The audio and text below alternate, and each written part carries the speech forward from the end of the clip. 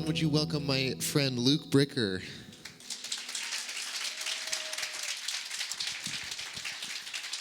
It's really weird to watch yourself. Yeah. I didn't warn him that I was going to do that, you know. I like to keep people on their toes a little bit. He's like, there's going to be a clip, and then you can come up. I'm like, what clip? So I want to say a couple things before we get started. The first is that Luke and I are both wearing a very similar type of shirt, and I just had this deep intuitive knowing this morning that was going to happen. And I do want to share, like in my past in the evangelical megachurch world, there was a time where I showed up wearing the same shirt as another pastor, and I was asked to change. So I feel like it's just beautiful to see the journey and how far we've come, that we can coexist together. Yeah, I mean, what you once hated, you start to be like, yeah, this is evidence, man. I'm supposed to be here. There you go. It's good. The next angel thing showed up in my bedroom and told me. Your wife picked it up for you? Is the angel? Basically. Is that what you're talking about?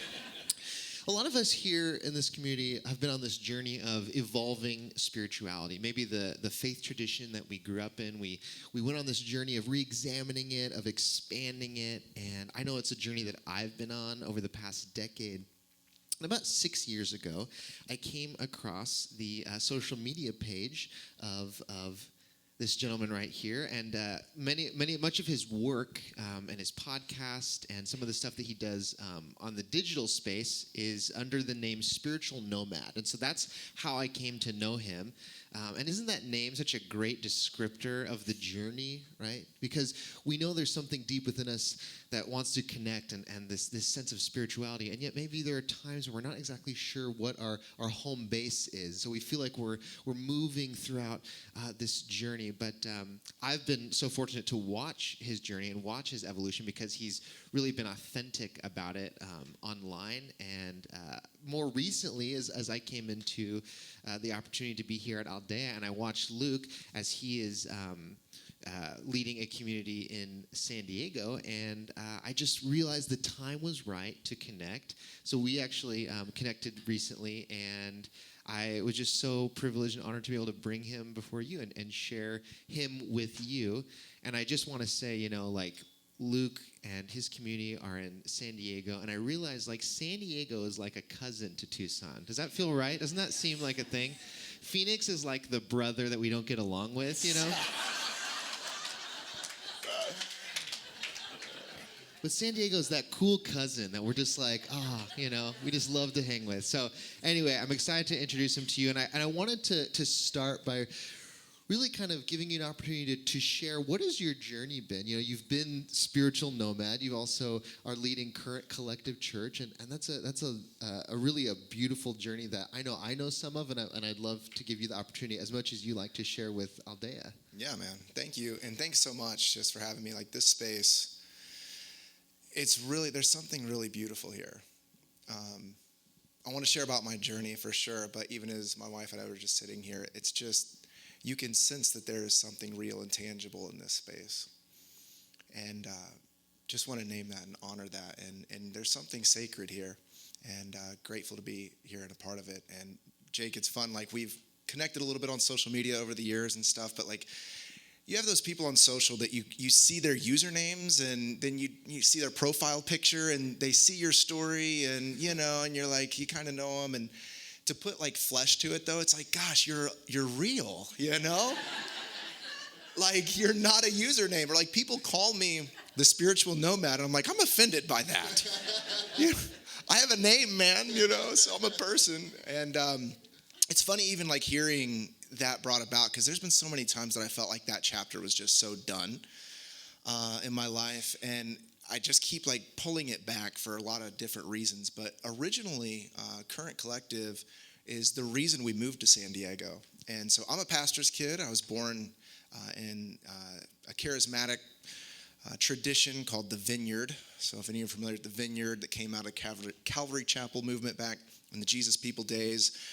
If you saw Jesus Revolution, Lonnie Frisbee was our dude that introduced Vineyard to be Vineyard, So I grew up with that, and I had that sort of spiritual formation that would later surface again. But my dad, even though he was a Vineyard pastor, he was more informed by like people like Rick Warren or, whatever, very seeker-sensitive movement stuff. And so like we never really did the fun charismatic stuff on a Sunday, that probably comes with a load of baggage. I don't know where you're at, but like the stuff that really makes it unique, that was saved for like Wednesday nights or nights of worship when you weren't focused on being perfect,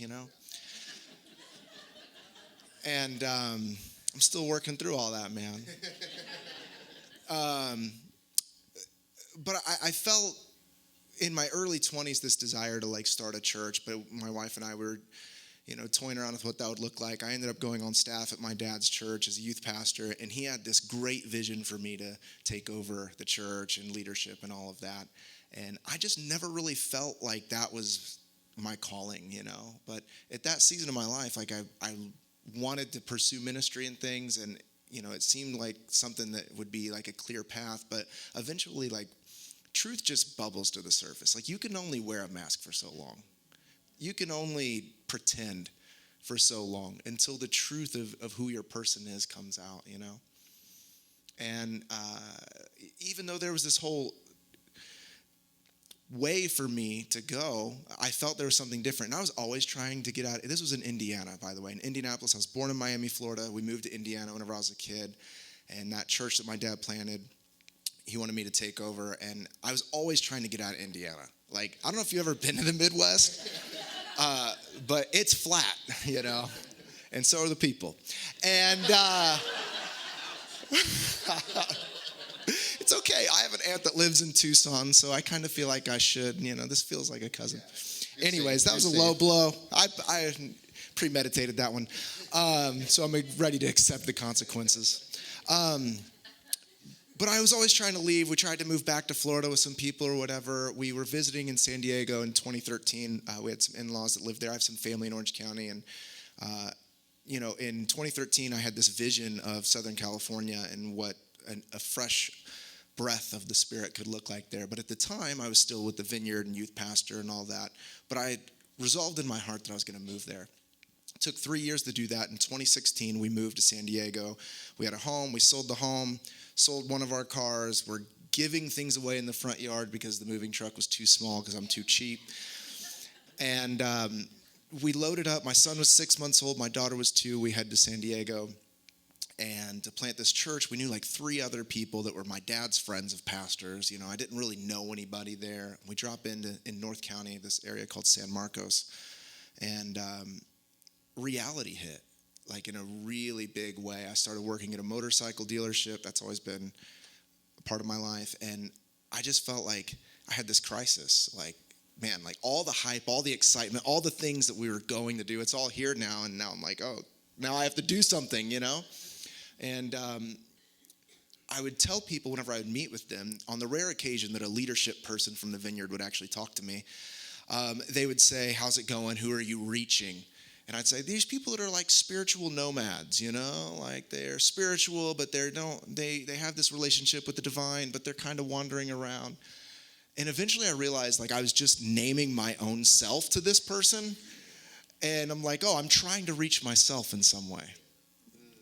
Like, there's something true within me that I'm trying to subconsciously, unconsciously, whatever thing I'm trying to tap on, and I realized that was myself. And so we tried to start a church. It didn't go well, whatever. I won't bore you with all the details, but started this podcast as a way to just sort of have like an open journal to the world.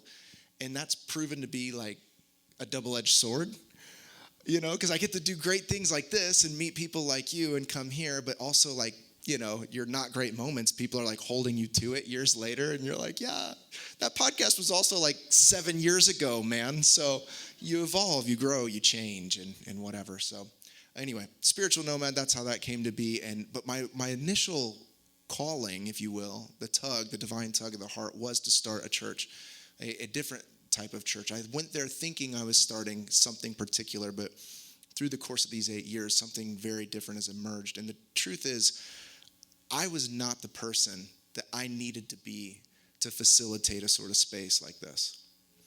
The character was just not developed. The experience was not developed. And I know a lot of people say, and I used to say this when I was young too, that you don't have to be older in years to be wise, but there is something to the experience of life that just freaking beats you up, and that you gain perspectives that you cannot get from reading a book or from being a part of a movement or whatever. You have to live the real difficult brass tacks of life to prune that fruit in your life. So I wasn't the right person back then, and then out of nowhere this year, apparently it was time. So kind of rambling on here, but that's yeah.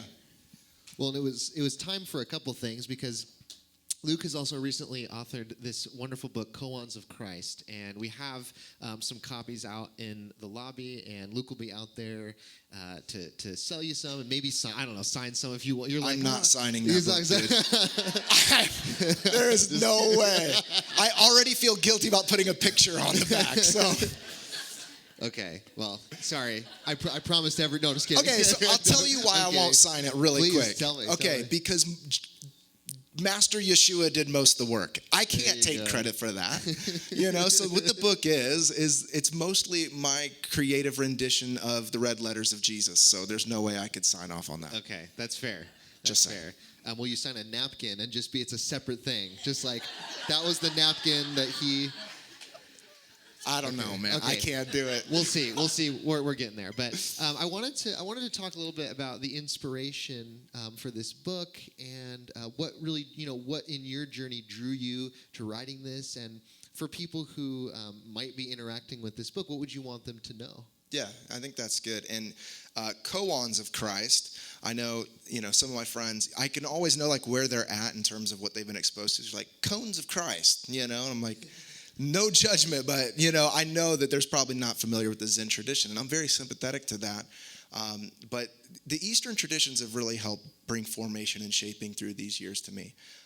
And then what I had was this incredible, re-engagement with this individual, Jesus of Nazareth, that so often we throw out the baby with the bathwater. I was just talking to Doug, we met over here, and I said my name's Luke, and he said something about, Matthew and Mark, whatever, and John, and I'm like, I tell that joke all the time, and I'm like, and the crazy guy Thomas, if you can find him, And the truth is, we don't listen to Thomas very much because he's the one guy that went east, and people don't like to listen to people who venture into the east very much.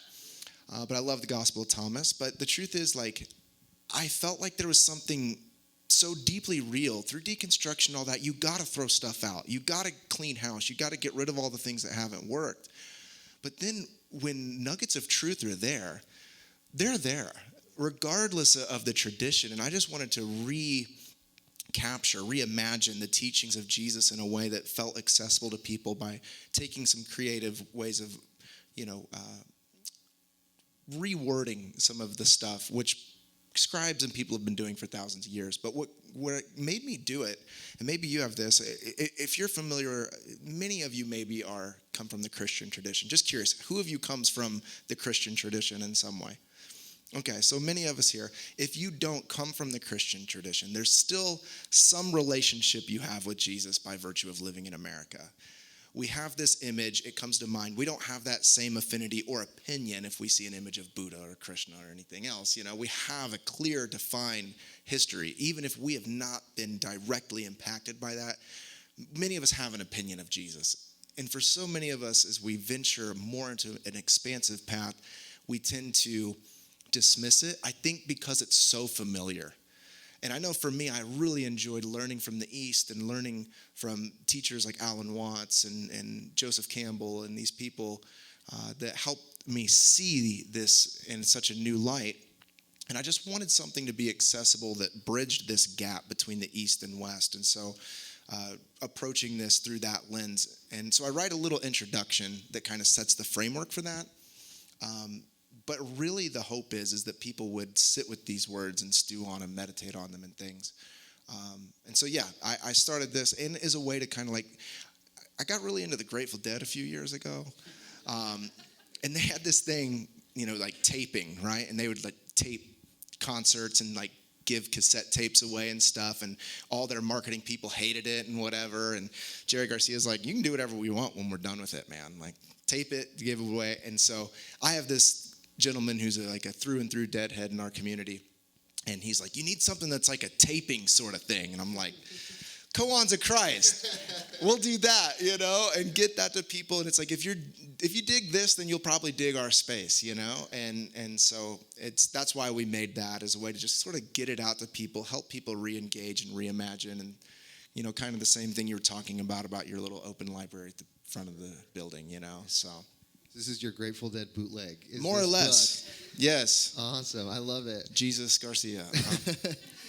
And part of what happens, if you do read this book, is you're kind of looking at the words of Jesus, but through a different lens, because in the Zen tradition, a lot of times these koans are these sort of riddles, and they're ways of kind of breaking your brain a little bit so that you can see in a different way. And so throughout this book, and really maybe for you, there's other authors that have done this wonderfully as well, looking at Jesus through another perspective. And the beauty of that is when we step out of maybe the sort of conditioning of our tradition, we actually get to see Jesus in a whole new light, in a beautiful way. And I think what happens is you start to see a sort of core message pop up that maybe you didn't see before. So I'm curious, like with working on the book, with pulling out these koans, what are you noticing? What are you seeing about Jesus that maybe isn't something that's taught so much within like a more traditional evangelical tradition? Yeah. Like a year ago, I started on this, and I stopped for a while because I didn't like what was coming up at all. Like I could tell like there was still things that I needed to work through with this figure. I scrapped the project for months, actually, last summer. I didn't do anything with it because I was like, I want as far away from all this as I can, in truth. And I remember talking to my wife about it and just feeling like this is the worst project I ever decided to do, because a lot of the work with the podcasting and stuff, it's all about making bridges and making these connections. But whenever you're flipping through the text, you're faced with some of the things that he said, or at least that scribes have put in there that they thought was important, that they thought he said. And you're realizing, like, I can see why some of these extremists get to these places. And I didn't like it. I'm like, I'm just going to just not do this. I just need to stay in my more expansive space and keep learning and reading the Upanishads and move on with my life, And, but yeah, I feel like I kind of forget your question, to be straight with you. But. Yeah. No, what are some of those themes that, it's like where you go through the book and you realize, like, it's interesting how when you come back, maybe for some of you, you kind of took a journey away from Jesus for a while, and I love what you're talking about. You're talking about your part of your story where you're like, I don't even know, and I felt this way too. I don't know what to do with Jesus within my spirituality, because we look around at the world today and we see so many images of Jesus that, rightfully so, they have been co-opted by traditions and groups that we probably don't want anything to do with. So then trying to figure out how to reincorporate Jesus back into our spirituality. And you find that some of the themes, they were present all along, but it took you stepping out for a bit to rediscover them. So what are those things that you rediscovered? And even picking back up a Bible took years, because and that's part of the story too, is over 10 years ago, like, I would have warned any of you to come here to listen to somebody like me. But like, don't go there, man. I was super conservative, I was like in the Calvinistic mindset, very reformed and whatever. But like the themes that continued to pop back up, just to re-engage it took a time of stepping away from. And fasting in any tradition is a crucial part of that tradition. And so fasting from the scriptures, fasting from all of this, I'm still re-engaging some of the New Testament and Old Testament in ways that I just don't know that I can come around to yet, because I'm still waking up to a new reality and all of that.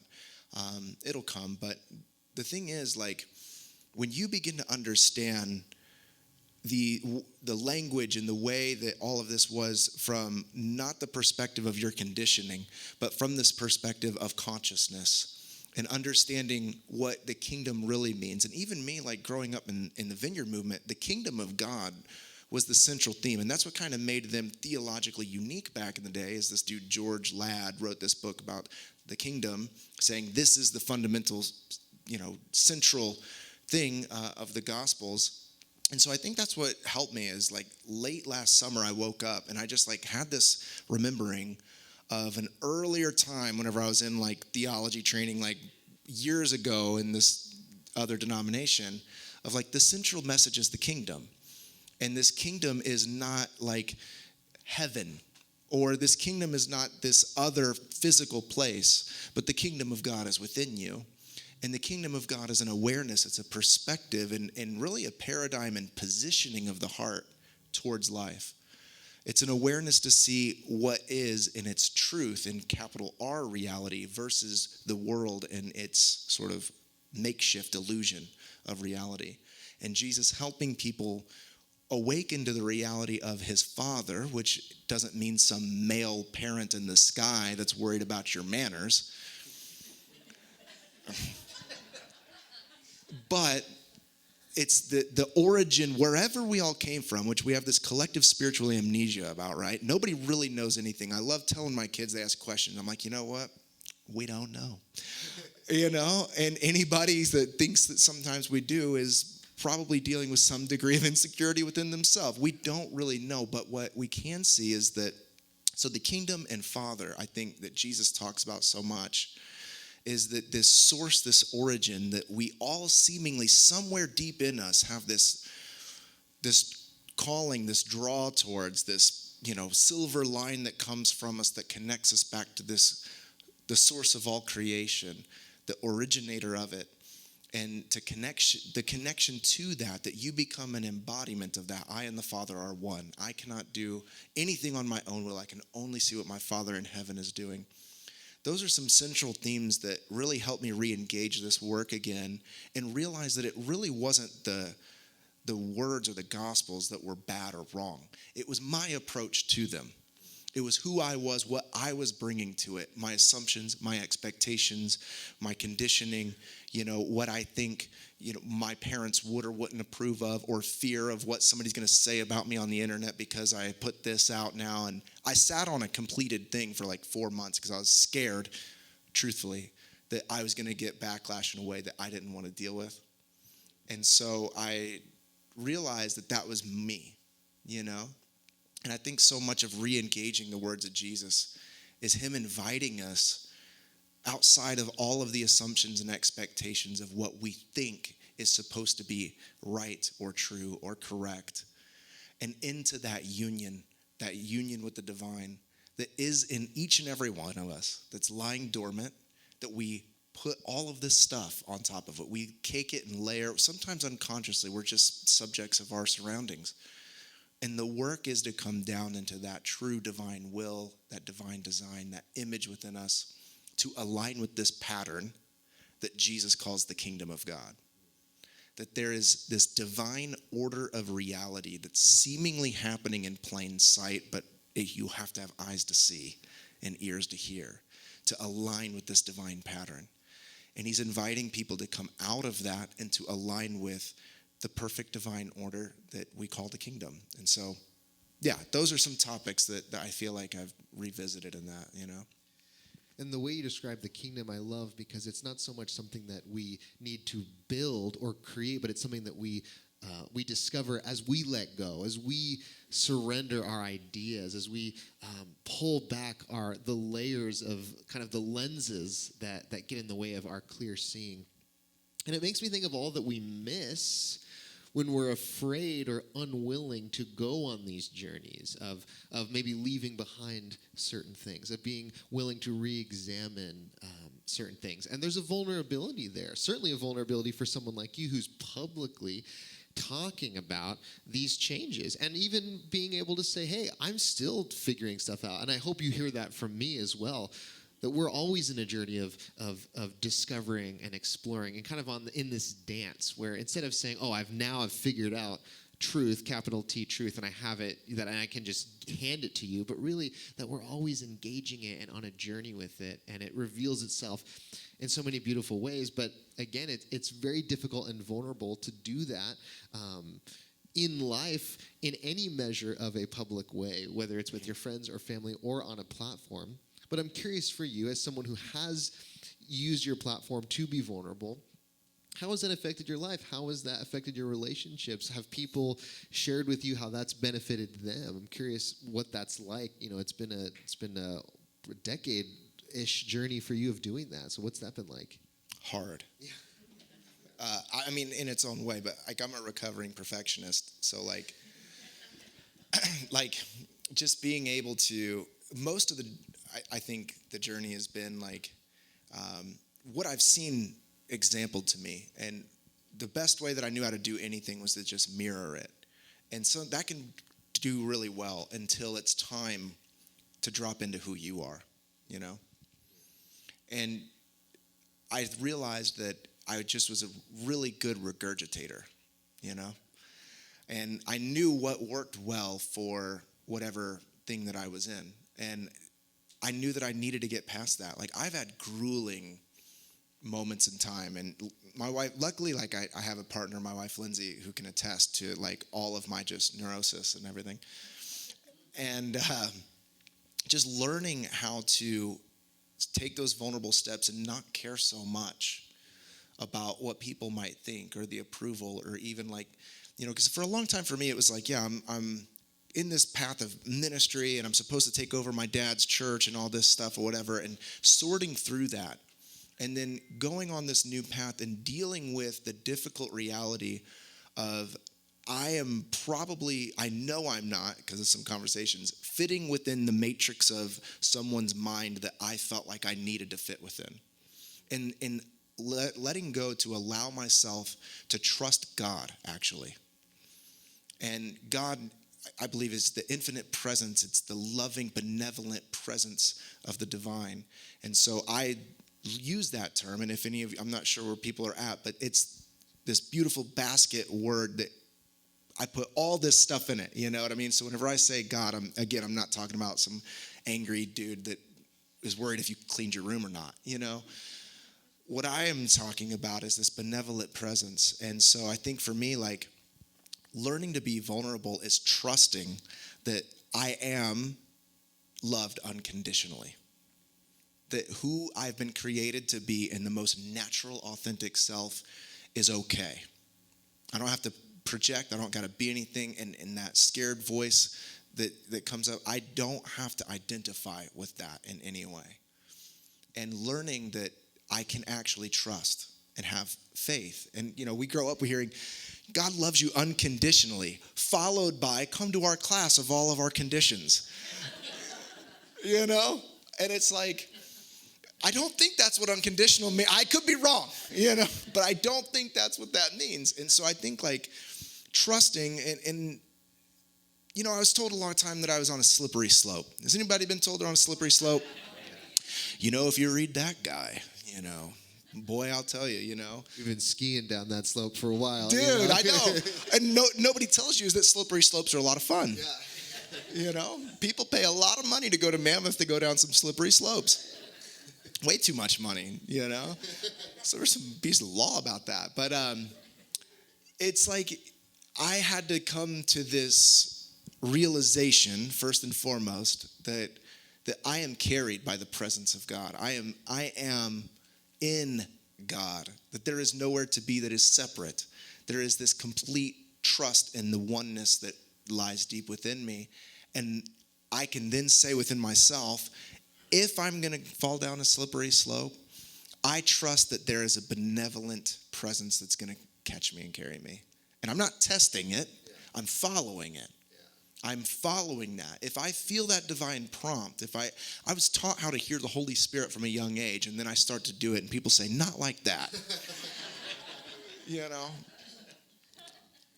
Yeah, I shouldn't say this, but dude, that's so annoying. We're taught this, and then we don't actually do it. Everybody loves Peter for stepping out onto the water and thinks they would do anything different than he did, And it's I'm trying to trust, I'm trying to trust beyond all of my symbols and my images and my boxes of what I've been taught that's okay. I'm learning that it's okay to be vulnerable. It's okay to be myself. It's okay to have differing ideas, because it's just that. It's concepts. And we qualify people by the concepts they adhere to. And the truth is, we are much more than that. And God is much more than that. God is not just a topic that we talk about on Sunday mornings in spaces. It's the ever-present isness of all things. And we have to rest into that, you know? So that's been a big journey, you know, and just being vulnerable. And I'm still recovering, dude. I'm still, like, the other night I woke up, I'm like, oh no, I got to talk to Jake on Sunday. I hope it's going to be all right. And I'm like, just relax, man. You know, so I'm still dealing with it, you know? So. I love that. I mean, we're on this journey as humans, and this is who we're meant to be, right? We're here to be human, and yet we're always in this constant letting go. And the way you describe it, it makes me feel like a trust fall, that God is sort of always catching us. We don't need to be afraid. You know, and something that is just so valuable and exciting for me about having Luke here is having a sense of connection with other communities who are doing similar work in the world. With the type of tradition that both Luke and I came from, there's a lot of these, you know, larger churches, and they're all kind of connected and sharing resources and going to all these big conferences. And as we've stepped out into this unique form of community that both is happening at Current Collective Church and here at Aldea Spiritual Community, there can be a sense of being spiritual nomads, right? Being on our own, trying to figure out, like, what does it actually mean to do this work, to facilitate a type of space that people can come to and find community, and yet also to explore spirituality in an open way, in an inclusive way, in a way that doesn't tell you how it needs to look, but encourages you to find it for yourself. And so as someone who's out there kind of in the field or out there on the open waters, what does that feel like? What do you think this is going, right? What do you think communities like this are going to look like more and more? Or what do you think is something that is really kind of central? Maybe, and again, talking about baby in the bathwater, what are the things that we want to hold on to that have always been true of community? Yeah. What's always been true of humans is we love to run in packs. That's just the reality. We like to get together and to kick it with each other and find people. I've been using language for us more of a like-heartedness than like-mindedness. Because really what we're after is finding a place where we can feel that degree of comfort and acceptance and, you know, journey on the path together, you know. But Aldea is awesome because it's carving the way, you know. And there's not many people out here that are doing things like this in a sort of very intentional way. And in no way am I being demeaning, but Lindsay and I, my wife, we tried to drop in anywhere we could except for start something. You know, it's like if I could go anywhere, it'd be so much easier. You know, I could just drop in and whatever. But, you know, paving the way is not an easy thing. And the places that we did drop into, it did feel a little like, we've been doing this for 30 years, man, so just kind of to have that sort of excitement about the possibility of what spiritual communities could look like going forward, I think is something that is starting to blossom now. And there has been, I want to give credit where credit's due, like Center for Spiritual Livings have been around for many years. Michael Beckwith in LA with Agape has been around for a long time. Like, people have been doing these things and doing them well in their own right. It's just, it's time for, you know, people to step into these spaces and do something a little fresh and different. And not that there's anything wrong with the other spaces that exist. I've even got to a point now, like in deconstruction, you start to be like a deconstruction evangelist, right? And you try to get all your friends to stop going to church and reading their Bible. And then you can see why the conservative churches all like create sermon series about anti-deconstruction now. Like, it just creates this polarization, you know? But I'm in a place now where I even accept it. I'm like, you know, there are very conservative, rigid theological places that for some way in this, you know, unique experience that we're having here, this person needs this right now. Who am I to judge of where they're at on the continuum of their journey? But they need this. But for this type of place, spiritual communities like Current and Aldea, Heartway, The Way in Santa Barbara with our friend Tim, all these spaces are encouraging a freshness to come about for people who are feeling that divine tug. And for me, specifically, to reclaim this tradition, the mystic contemplative path of Christ, to incorporate that in a way, we need to engage all of it and encourage everyone. And so I think spaces like this, I don't know that they will always be on that forefront, like these big conferences, and I don't know how much of that will be, but we do need to journey together, because the truth is we're inviting people into the esoteric path, this inner path. And when you align with a very external, exoteric thing, it's easy to create these giant, places and clear leaders of who's this and that, and all based on their background and accomplishments and whatever. And this way is a little different, And so I think that what we'll see over the years is people finding their way here, people finding their way to Aldea, who are ready for a brush of something that's real, that's ready for something that is sacred, and to not just throw out the baby with the bathwater for these sacred spaces. That there is an intention of the heart and an atmosphere in this place.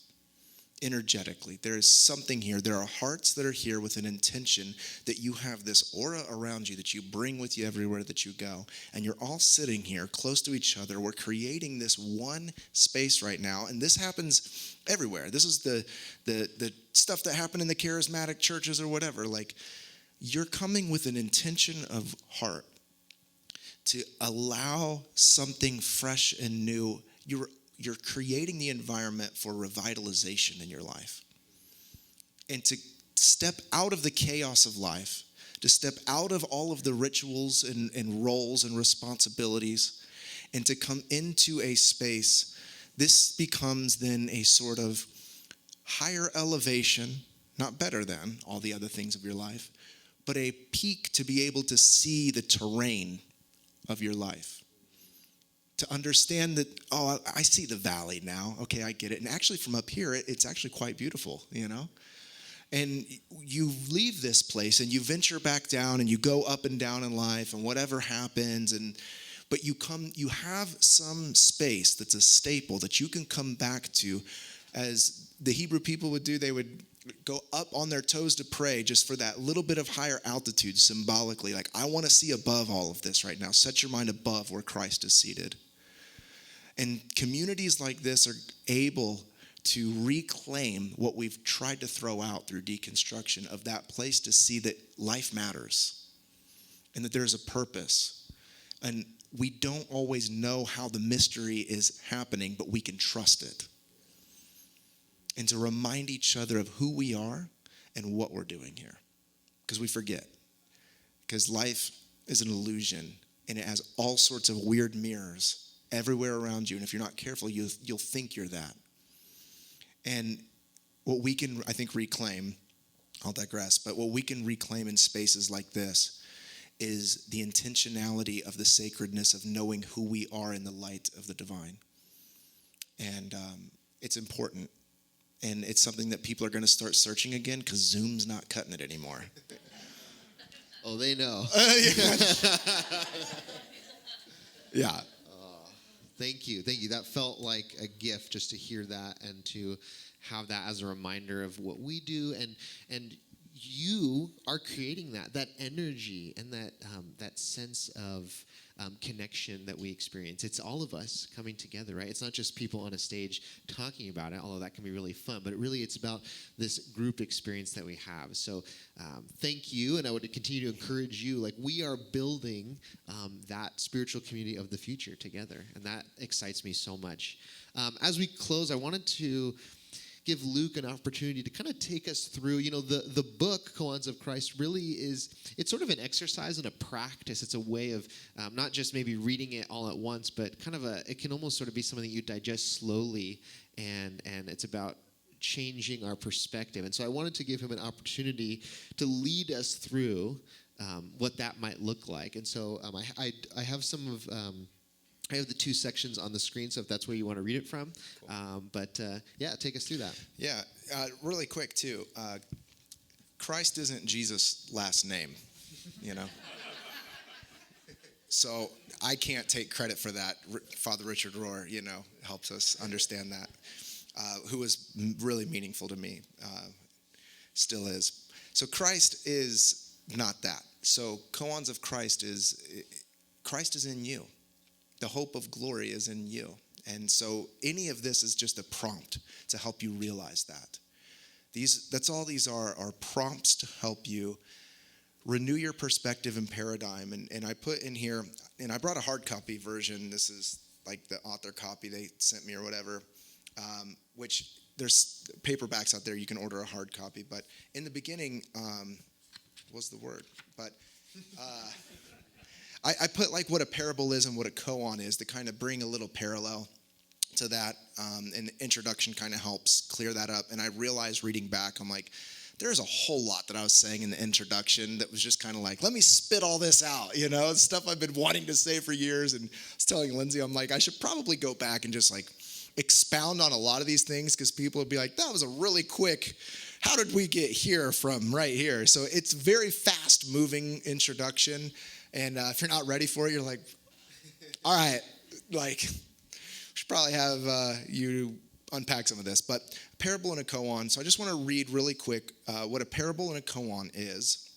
And then I'll read a traditional Zen Koan, and then we'll take you through one of the Koans of Christ. So a parable is a metaphorical analogy that comes from the Latin origin parabola, which means comparison. In practice, a parable is a teaching method in the form of a story, phrase, or riddle used by a master to illustrate a moral or spiritual truth with an intention to influence one's perspective and therefore their worldview, actions, and behaviors. It's wordy, dude. Who wrote this? A koan, similar from the Chinese kungan, which means public notice or public announcement, and would better be understood in the Western mind as a case.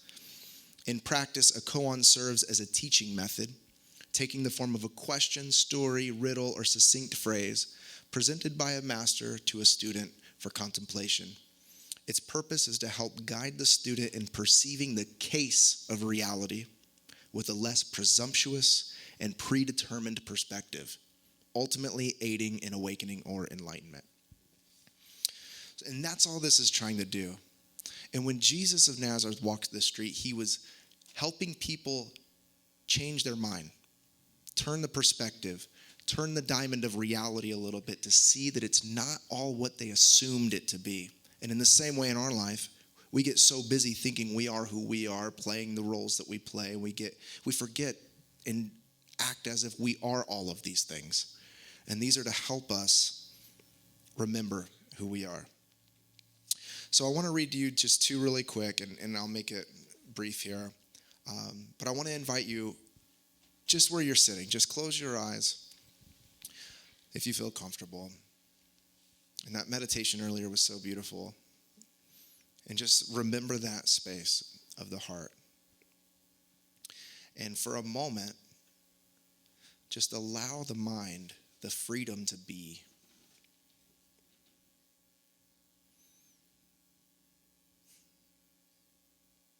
And just be thankful for the presence, thankful for space. And thankful that we are not just what we think, but the thoughts we think can help us drop into who we are. Little invitations, little signposts that bust us out of our familiar realities.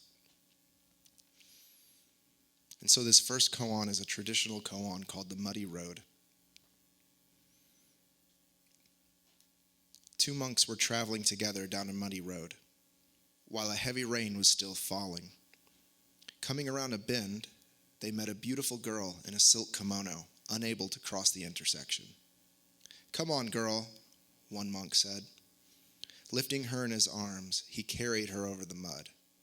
Fuming, the other monk did not speak again until that night when they had reached a lodging temple. He could no longer restrain himself. And he said, "We monks made a vow to never touch a female, especially not a young and beautiful one. It's dangerous. Why did you do that?" "I left the girl there," the monk replied. "Are you still carrying her?"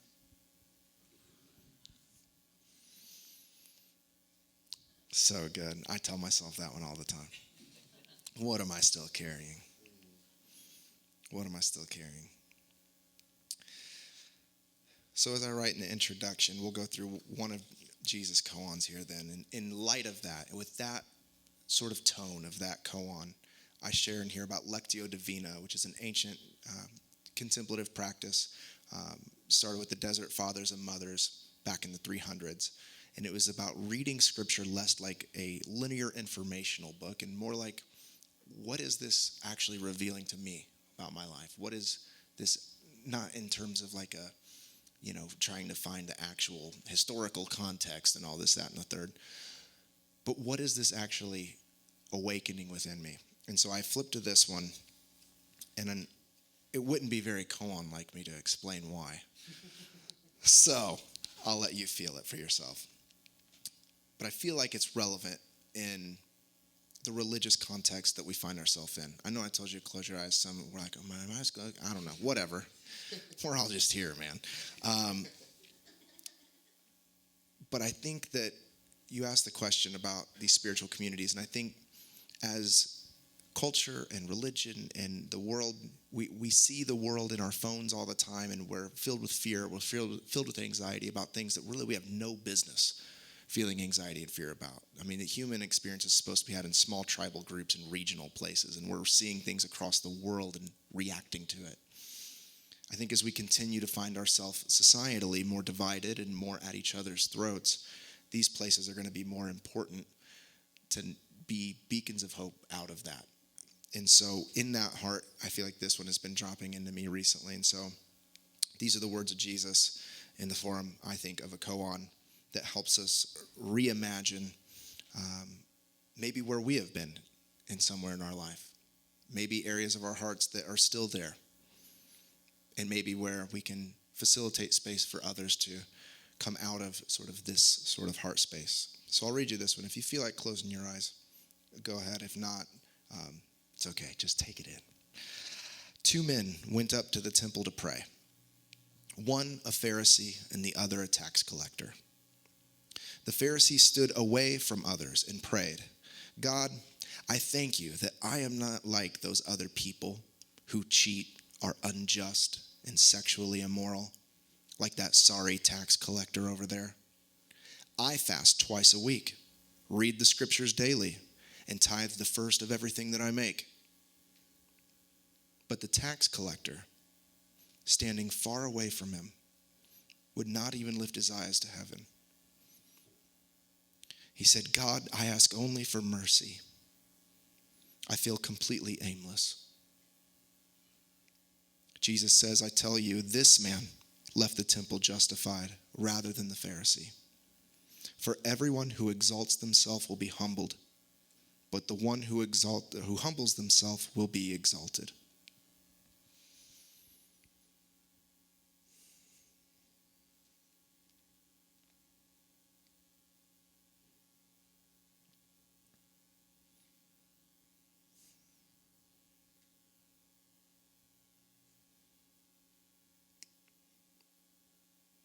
And as you use this in the space of meditation, it's good to just read it a couple times. Allow your mind to wander and to percolate. So I'm just going to read it one more time and then pray for us. Is that okay with you, Jake? 2 men went up to the temple to pray. One a Pharisee and the other a tax collector. The Pharisee stood away from others and prayed, "God, I thank you that I am not like those other people who cheat, are unjust, and sexually immoral, like that sorry tax collector over there.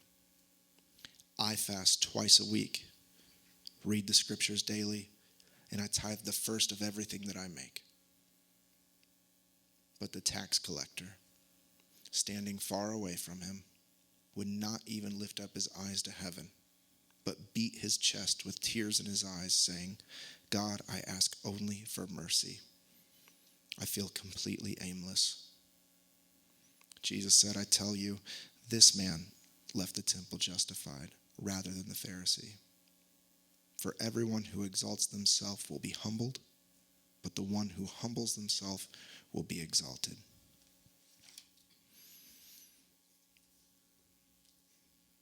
Spirit, thank you for this space. Thank you for these teachings that come to reveal the truth about who we are in our hearts. And I just ask that the presence right now would reveal areas of our hearts that we see those as others and us as more qualified or justified to receive any degree of favor.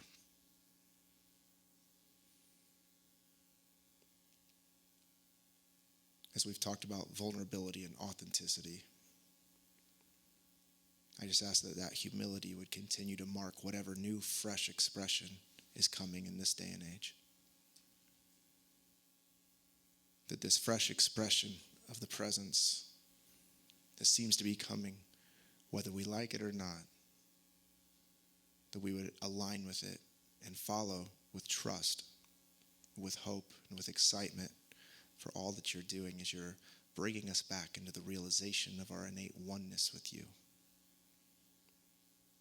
That you would manifest your presence in us, through us, and as us, and help us to change our mind to pattern to the kingdom of the eternal and the infinite. We just thank you. If that's the only prayer we say is thank you. So be it. Well, on that note of thank you, Luke and Lindsay and their two kids, Ezra and Sophia, came over here from San Diego, and I am just so grateful that they made the trek to be with us this Sunday morning. Would you just give them your thanks today? Thanks, man.